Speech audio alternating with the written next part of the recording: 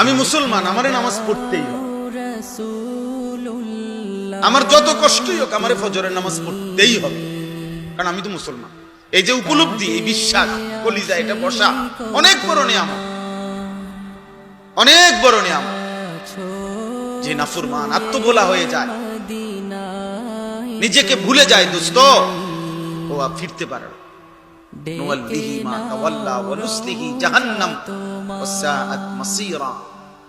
আল্লাহ বলেন, আমার রাসূলের উল্টো পথে যে চলবে, আমার ঈমানদার মুত্তাকি মুমিন বান্দা যে পথে চলে তার উল্টো পথে যে চলবে, আমি আল্লাহ বললাম রাসূলের উল্টো মুমিনদের উল্টো পথে চললে, খোদার কসম আল্লাহ কোরআনে বলছে, আমি তাকে ওই উল্টো পথেই চালাবো, আর এই উল্টো পথেই একদিন জাহান্নামে ফেলবো। নুওয়াল্লিহি মা তাওয়াল্লা ওয়া নুসলিহি জাহান্নাম।